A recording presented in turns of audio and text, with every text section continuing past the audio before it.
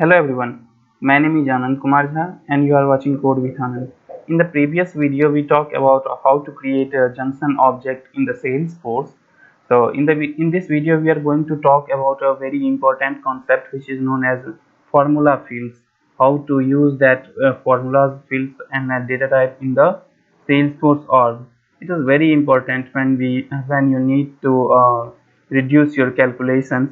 And why we use formula fields means the formula are those which are used to calculate something combined data from multiple fields to check for conditions to show the nominal information from one record or a related record. These formula fields can be simple or complex or advanced or nested logic. So we are going to use that in this video.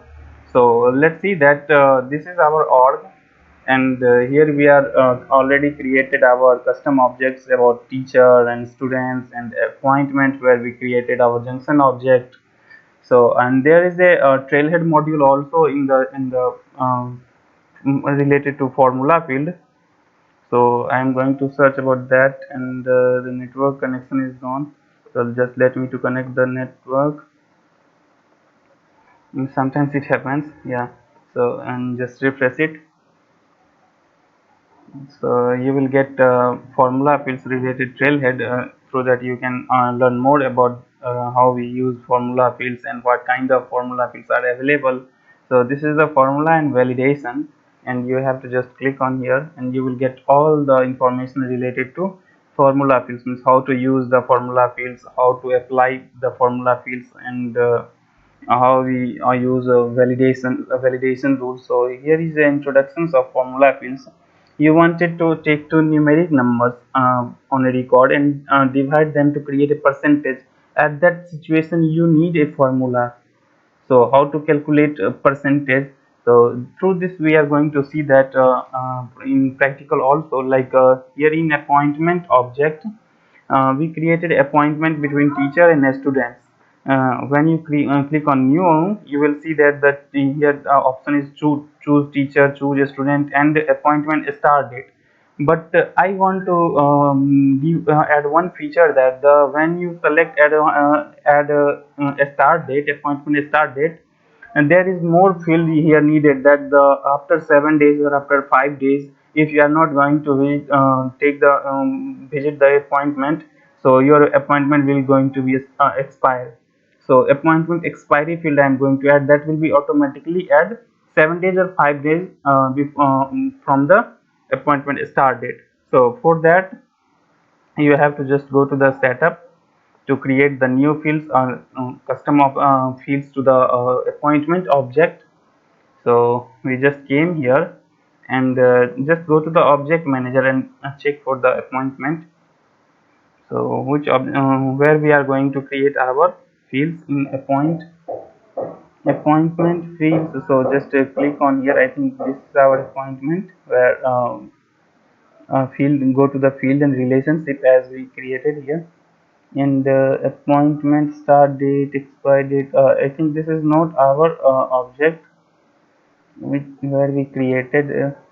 So let's check one more appointment, and I think doctor patient, no teacher student, appointment service, appointment X. I think this is our custom object where we created for AKG school. Yeah, choose teacher, appointment name, appointment start date, choose teacher. So we are going to add one more field here, that the appointment expiry date.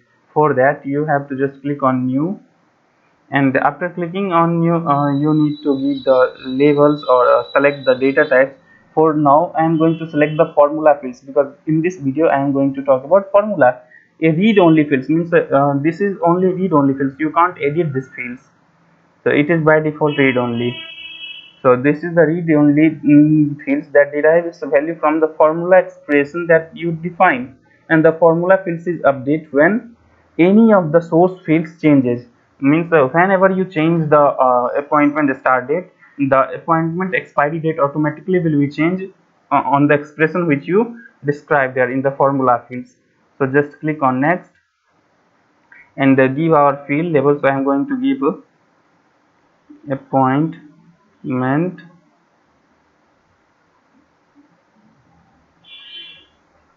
expiry date. So I just give here appointment expiry date, and I'm going to select as a number because we are going to calculate. So just on decimal point 2, and just click on next. And here you there are two interface, like a simple formula field and advanced formula field. But at this time I'm going to use an advanced formula field because it is easy to use that. So for insert field, for which fields we are going to use the formula, so I'm going to use for appointment start date. So I'm going to select this and insert on, click on here. So appointment C, and then you need to select the operator should be add, because I am going to add 7 days for appointment start date to expire date, and just click on here. After clicking on here, you have to check that the syntax added by you is correct or not.